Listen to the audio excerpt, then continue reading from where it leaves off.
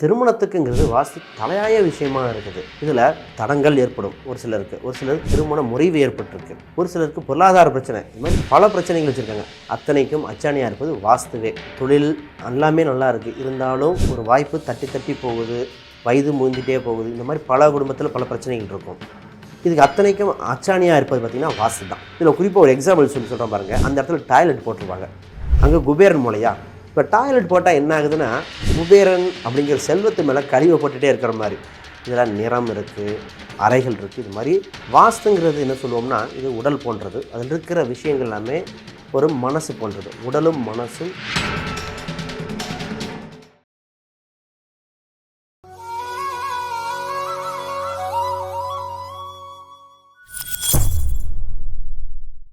ஆன்மீகம் டுடே நேயர்கள் அனைவருக்கும் வணக்கம். இன்று நம்மோடு இருந்திருப்பவர் ஆஸ்ட்ரோ டாக்டர் சுபம் விஜய் அவர்கள், ஜெனடிக் ஆஸ்ட்ராலஜர். வணக்கம் சார். வணக்கம் சார். இப்போது வாஸ்துவுக்கும் திருமண தடை ஏற்படுவதற்கும் சம்பந்தம் இருக்கா? உறுதியாக இருக்குது. அதாவது ஒரு குடும்பத்தில் திருமண தடை, திருமணம் வரன் வந்து ஃபிக்ஸ் ஆக மாட்டேது, பொருளாதாரம் இருந்தும் ஃபிக்ஸ் ஆகலை, தொழில் எல்லாமே நல்லா இருக்குது, இருந்தாலும் ஒரு வாய்ப்பு தட்டி தட்டி போகுது, வயது முந்திட்டே போகுது, இந்த மாதிரி பல குடும்பத்தில் பல பிரச்சனைகள் இருக்கும். இதுக்கு அத்தனைக்கும் அச்சாணியாக இருப்பது பார்த்திங்கன்னா வாஸ்து தான். வாஸ்துங்கிறது என்ன சொல்லுவோம்னா, இது உடல் போன்றது. அதில் இருக்கிற விஷயங்கள் எல்லாமே ஒரு மனசு போன்றது. உடலும் மனசும் சேர்ந்து இருக்கும் பொழுது நல்ல சுபகாரியங்கள் வீட்டில் நடக்குது. அது திருமணத்துக்குங்கிறது வாஸ்து தலையாய விஷயமாக இருக்குது. இதில் தடங்கள் ஏற்படும் ஒரு சிலருக்கு திருமண முறிவு ஏற்பட்டிருக்கு, ஒரு சிலருக்கு பொருளாதார பிரச்சனை, இது மாதிரி பல பிரச்சனைகள் வச்சுருக்காங்க. அத்தனைக்கும் அச்சாணியாக இருப்பது வாஸ்துவே. இதில் நிறம் இருக்குது, அறைகள் இருக்குது. இது மாதிரி ஒவ்வொன்றும் சரி செய்ய செய்ய வளர்ச்சிகள் மேலோங்கிடும். அப்போ வாஸ்து உறுதியாக மாற்றியே ஆகணும். Okay sir. இப்போது இதுக்கு ஒரு உதாரணம் சொல்ல முடியுமா? வாஸ்து குறைபாடு பற்றியும், அது பெரும்பாலும் எல்லார் வீட்லேயும் இருக்கக்கூடிய ஒரு குறைபாடு என்னவாக இருக்கும்? ஐயா, ரெண்டு விஷயம் தெரிஞ்சுக்கணும். ஒன்று வளர்ச்சி மண்டலம், ஒன்று உறவு மண்டலம். வளர்ச்சி மண்டலம்ங்கிறது வடகிழக்கு மூலையை குறிக்கும். உறவு மண்டலம் அப்படின்னு சொல்கிறது தென்மேற்கு மூலை. இப்போ தென்மேற்கு மூலைன்னா கொஞ்சம் எக்ஸ்ப்ளனேஷன் கொடுத்துட்றேன். தென்மேற்கு மூலை அப்படிங்கிறது அது குபேர மூலைன்னு சொல்லுவோம். ஒரு சில இடத்துல கன்னி மூலையும்பாங்க, ஒரு சில நைருதியும்பாங்க. இந்த மூலையில் பார்த்திங்கன்னா நிறைய பேர்த்துக்கு இதை சரி செய்யாமல் இருக்கும்போது என்ன ஆயிடுச்சுன்னா, திருமணம் ஃபிக்ஸ் ஆகி நின்னது. எல்லாம் அழகாக இருக்காங்க, இதை படிச்சிருக்காங்க, திருமணம் வரனே வரமாட்டேது, பொருளாதாரம் பத்தலை, இந்த மாதிரி பல தடைகள் இருந்துக்கிட்டே இருக்குது. இதில் குறிப்பாக ஒரு எக்ஸாம்பிள் சொல்கிறேன் பாருங்கள். அந்த இடத்துல டாய்லெட் போட்டிருப்பாங்க, அங்கே குபேரன் மூலையா. இப்போ டாய்லெட் போட்டால் என்ன ஆகுதுன்னா, குபேரன் அப்படிங்கிற செல்வத்து மேலே கழிவை போட்டுகிட்டே இருக்கிற மாதிரி.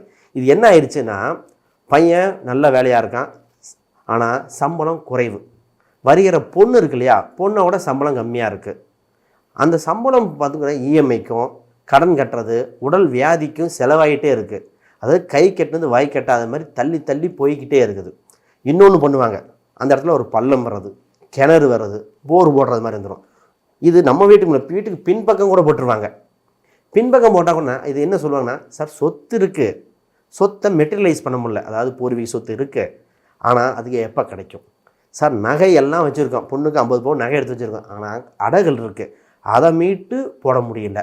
அப்போ என்ன சொல்கிறோம், இந்த பள்ளம் இருப்பது, கழிவறை இருப்பது, இதெல்லாம் மிக மிக பிரச்சனையாக இருக்கும். இன்னொன்று தெருக்கூத்து வந்துடுவாங்க. தெருக்கூத்து வந்தால் என்ன ஆயிரும்னா, ஒரு முடக்கம்னு சொல்லுவோம். இது எந்த விஷயத்துக்குமே சொல்லுவோம். உடல் உபாதைகள், பொண்ணு பார்க்கும்போது அந்த நேரத்தில் பார்த்திங்கன்னா அவங்க வீட்டுக்கு தூரம் ஆயிடுறது, கோயிலுக்கு போனால் ஆயிடுறது, இதெல்லாம் இந்த மூளை தான் சொல்லிட்டு வருது. அப்போ இதை சரி செஞ்சே ஆகணும். இன்னொன்று பார்த்திங்கன்னா வடகிழக்கு, அது வளர்ச்சி மூளை, இது கட்டாகிறது, இந்த மாதிரி விஷயங்கள்லாம் இருக்குது. இப்போ வடகிழக்கு மூளை அதுவும் சரி செய்ய செய்ய உறவு மண்டலம், ஏன்னா உறவு தான் ஃபஸ்ட்டு, திருமண உறவு படுத்து அந்த மூளை தான். இதை சரி செஞ்சால் மட்டும்தான் உறுதியாக நல்ல வரன் வந்தே ஆகும். Okay sir. இப்போ ஒவ்வொரு அறைகளுக்கும் ஒரு வாஸ்து இருக்குன்னு சொல்கிறீங்க. அதன் வரிசையில் முதல்ல சமையல் அறை எப்படி இருக்கணும், அதில் வாஸ்து குறைபாடுனா என்னவா இருக்கும்? இப்போ சமையல் அறை அப்படின்னு பார்க்கும்போது first quality, second quality, 2 quality பிரிக்கணும். ஃபஸ்ட்டு குவாலிட்டி என்ன சொல்லுவோம்னா, தென்கிழக்கு மூலை, இங்கே சமையலறை அமைப்பது ஃபஸ்ட்டு குவாலிட்டி. தென்கிழக்கு மூலை அக்னி மூலைன்னு சொல்லுவாங்க, சரிங்களா? ரெண்டாவது குவாலிட்டி அப்படின்னா வாயு மூலை. வாயு மூலைனா வடமேற்கு மூலை. வடமேற்கு மூலை ஒரு சில லேண்டு அந்த அமைப்புக்கு மட்டும்தான் போடணும். இப்போ அக்னி மூலைக்கு வருவோம். அக்னி மூலையில் என்ன நடந்திருக்குன்னா, அங்கே ஒரு சமையல் செய்யும்போது கிழக்க பார்த்து நின்று சமைக்கணுங்கிறது முக்கியமான விஷயம். கேஸ் ஸ்டவ்வு இதை கிழக்க பார்த்து சமைக்கணும். இது சமையலை தெற்க பார்த்து சமைச்சிட்றது, மேற்க பார்த்து சமைச்சிட்றது, இந்த மாதிரி ஒரு பிரச்சனைலாம் வந்துடுது. இதோட இன்னும் பிரச்சனை இருக்குது. இதில் என்னென்ன நடக்கும்னா அங்கே கர்ப்பப்பை பிரச்சனை வந்திருக்குது. அது இல்லாமல் ஹார்மோன் ப்ராப்ளம். அவங்க கல்யாணமே வேணாம்பாங்க, ஏன்னா அவங்க ஹார்மோன் சம்மந்தப்பட்டது பிரச்சனையாக இருக்குது. இது இல்லாமல் பிசிஓடி ப்ராப்ளம். இப்போ ரொம்ப பிரச்சனையே பிசிஓடி ப்ராப்ளம்னு சொல்கிறாங்க. இன்னொரு ப்ராப்ளம் இருக்குது, யூட்ரஸ் ஸ்ட்ரென்த்து பத்தலை. கல்யாணம் ஆயிடுச்சுங்க, யூட்ரஸ் ஸ்ட்ரென்த்து பத்தலை. அப்போ இதெல்லாம் பிரச்சனை என்ன சரி செய்யணும் அப்படின்னா ஸ்டவ்வை கொண்டு போய் அக்னி மூலை ஒட்டிடணும். சிங்க்குக்கும் ஸ்டவ்வுக்கும் டிஸ்டன்ஸ் வந்தால் தான் இது நல்ல நிவர்த்தியாகும்.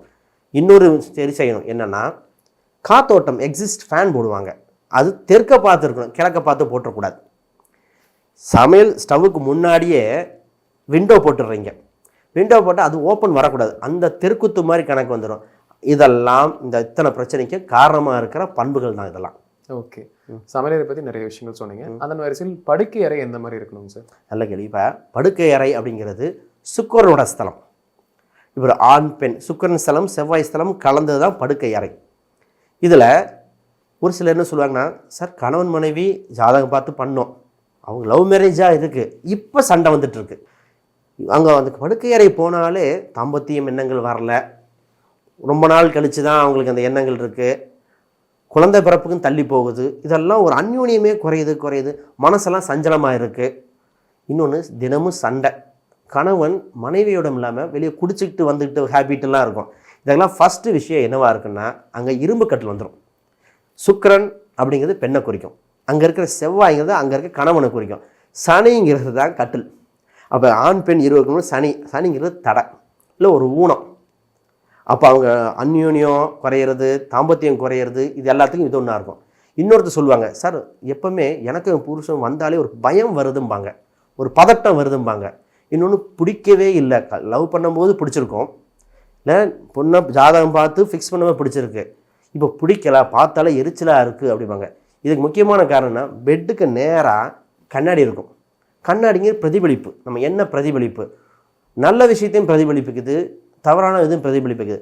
அப்போ கண்ணாடி அந்த பெட்டுக்கு நேராக கொண்டு வர்றது மிக மிக பிரச்சனையாக இருக்கும். இன்னொன்று, நிறைய பேர் கணவன் மனைவி இருக்கும்போது அந்த ரெண்டு பேருமே அந்யோன்யம் இருந்தால் கூட ஏதோ ஒரு டிசீஸ் வந்துகிட்டே இருக்கும். அது தாம்பத்தியம் சார்ந்த ஒரு சின்ன சின்ன தொந்தரவுகள், விஜயனா சம்மந்தப்பட்டதாக இருக்கலாம், இன்ஃபெக்ஷியஸ் டிசீஸ் வந்துகிட்டே இருக்குது. இதுக்கு என்ன காரணம்னா அங்கே இருக்கிற ஃபோட்டோஸு, அங்கே இருக்கிற கலர். அப்போ இந்த பிரச்சனைக்கு கலரை கரெக்டாக பண்ணணும். இதை பார்த்திங்கன்னா பச்சை கலர் அடிப்பாங்க, அதுவும் ஒரு பிரச்சனை, ஸ்கின் சம்மந்தப்பட்ட தொந்தரவு. இதில் பார்த்திங்கன்னா ரொம்ப டார்க்காக, அதாவது ஒரு எரிச்சல் அடையக்கூடிய கலர், அதுவும் பிரச்சனை. குலதெய்வ ஃபோட்டோ வைக்கிறது தவறு. அப்போ இது அத்தனையும் நிவர்த்தி பண்ணிங்கன்னா அந்த பெண் சம்மந்தப்பட்டதுக்கு ஆணுக்கும் அந்த உடல் உறுப்பு சம்மந்தப்பட்டது தொந்தரவு இல்லாமல் இருக்கும்.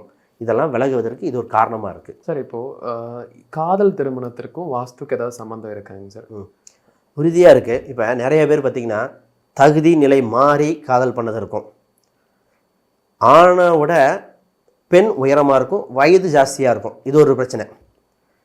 அவன் அம்மா அப்பா சம்மந்தப்பட்டதில் ஒரு குறை இருந்தாலும் பொண்ணு கல்யாணம் பண்ணிக்கோங்க, இல்லை பையன் தன் ஸ்டேட்டஸுங்கிறது பொருளாதார ரீதியாக சொல்கிறேன், கேரக்டர் வைஸ் தப்பான கேரக்டராக இருக்கும், பையன் தப்புன்னு தெரிஞ்ச பையனுக்கு ரெண்டாவது கல்யாணமாக இருக்கலாம், பொண்ணு முதல் கல்யாணமாக இருக்கும். இந்த மாதிரி ஒரு முறையற்ற எண்ணங்களும் கொடுக்கக்கூடியதாக இருக்குது. அது இல்லாமல் காதல் திருமணம் இருக்குது. இதுக்கு அத்தனைக்கும் சரி செய்ய வேண்டிய மூளை அப்படிங்கிறது வடமேற்கு மூளை, அது வாயு மூளைன்னு சொல்லுவோம். வாயு மூளைக்கும் வடமேற்குக்கு மிகுந்த அதாவது காதலுக்கு மிகுந்த தொடர்பு இருக்குது. என்னென்னா இங்கே தான் எண்ண அலைகள், நம்ம சிந்தனைகள், நம்ம ஒரு விஷயத்தை மற்றவங்கள பீப்புள் கனெக்ட் பண்ணுறது. இப்போ பீப்புள் கனெக்ட் பண்ணுறதுன்னா ஒருத்தர் எண்ண அலைகளோ ஒருத்தர் அந்த காற்றின் மூலமாக பரவுமோ அந்த வாயு மூளை தான் ஒரு காதலாக இருக்கலாம், அன்பாக இருக்கலாம், இது அத்தனைக்கும் இந்த மூளை தான் இருக்கும். அங்கே கெட்டிருக்குன்னு வைங்க. இதில் ஒரு எக்ஸாம்பிள் சொல்கிறேன், உங்களுக்கு புரியும். ஒரு என்னாச்சுன்னா வயது முதிர்ந்த ஒருவரோட தப்பான எண்ணம் வந்தது. இதுக்கு நான் ஃபஸ்ட்டு என்ன சொன்னேன்னா, அங்கே இருக்கிற டாய்லெட் இருக்கு இல்லையா, சேஃப்டி டேங்க் மேலே அந்த காம்பவுண்ட் சேவரை போட்டுறது, அது தவறு. அது இல்லாமல் அங்கே படிக்கட்டு மேலே ஏறி திரும்புற மாதிரி இருக்கும், அதாவது அந்த இடத்துல படிக்கட்டு வரக்கூடாது. படிக்கட்டு டாய்லெட்டு போட்டிருப்பாங்க, டாய்லெட்டு மேலே ஏறி படிக்கட்டு போகிற மாதிரி இருக்கும். இதெல்லாம் காதல் திருமணத்துக்கு வழிவகுக்கிறது. அப்போ இதெல்லாம் சரி செஞ்சே ஆக வேண்டிய கட்டாயம். Okay sir. சார் இப்போ திருமணம் நடந்துருது, அது குழந்தை தடை அப்படி சில வீட்டிலலாம் இருக்கு, அதுக்கு வாஸ்துக்கு எந்த அளவு சம்மந்தம் இருக்கும் சார்? இப்போ குழந்தை தடைக்குன்னு சொல்லுவோம், இதை நம்ம நேராக வளர்ச்சி மண்டலத்துக்கு தான் பார்க்கணும். இப்போ குழந்தை தடைன்னு சொல்கிறது ஒருத்தர் குழந்தை பிறப்பே இல்லை, பிசிஓடி அந்த மாதிரி பிரச்சனையும் சொல்லுவோம். இன்னொன்று குழந்தை டியூபில் நிற்காமல் அந்த டியூபில் நின்றுச்சு, குழந்தை கன்சீவ் ஆகிட்டாங்க, ஹார்ட் பீட் ப்ராப்ளம், இது மாதிரிலாம் நிறைய கேள்விப்பட்டிருப்போம். இன்னும் குழந்தை பிறந்துடுச்சு, வளர்ச்சி இல்லை, பேச மாட்டேது, குழந்தை நல்லபடியாக வளர்ந்து நல்லா பேசுதுங்க, படிப்பில் ஆர்வம் இல்லை, இது மாதிரி பல தடைகள் வந்துட்டுருக்கு. அப்போ குழந்தை சம்மந்தப்பட்ட பல உபாதைகள். இன்னொன்று சொல்லுவோம், ஆண் குழந்தையாகவே பிறக்கிறது, பெண் குழந்தையாகவே பிறக்கிறது, இது மாதிரியும் நடந்துகிட்ருக்கோம். இது அத்தனைக்கு பார்த்திங்கன்னா வளர்ச்சி மண்டலம்னு சொல்கிறேன், அதாவது வடகிழக்கு மூளையை சரி செய்வது தான். இங்கே என்ன பிரச்சனை இருக்கும் அப்படின்னா, அந்த இடத்துல உயரமான ஒரு மரம் வந்துடும், இல்லை காம்பவுண்டு செவரு பார்த்திங்கன்னா ரொம்ப ஹைட்டாக போட்டுருவாங்க, அங்கே ஜன்னல் இல்லாமல் இருக்கும், ஓப்பன் இல்லாமல் இருக்கும், அந்த இடத்துல சம்பு போட சொல்லுவோம், அதாவது தொட்டி, பூமி கீழே ஒரு தொட்டி போட சொல்லுவோம், தொட்டி போடாமல் மேலே தொட்டி போடுறது, அந்த இடத்துல படிக்கட்டு போடுறது, இது அத்தனையுமே இந்த குழந்தை பிரச்சனைக்கு, குழந்தை சார்ந்த எந்த பிரச்சனையும் இதுவே தொந்தரவாக இருக்குது. தெருக்குத்தல்னு சொல்கிறாங்க, இந்த ரோடு குத்தல் ஆகுது, இதற்கும் திருமண தடைக்கும் சம்மந்தம் இருக்கா? நிச்சயமாக இருக்குது. இப்போ ஒரு சில இடத்துல தெருக்குத்துங்கிறாங்க, ஒரு இதில் வெறும் வீதி குத்துன்னு சொல்கிறது, வெறும் குத்தல் சைட்டு அப்படிங்கிற ஒவ்வொரு வட்டார வழக்கு மாறுது. ஆனால் என்னன்னா, நம்ம வீட்டுக்கு ஒரு ரோடோ ஏதோ வந்து கனெக்ட் ஆகிறது, இதுதான் அப்படி புரிஞ்சுக்கணும். இது 4 திசையில் கனெக்ட் ஆகும், அதாவது 4 மூலையில்.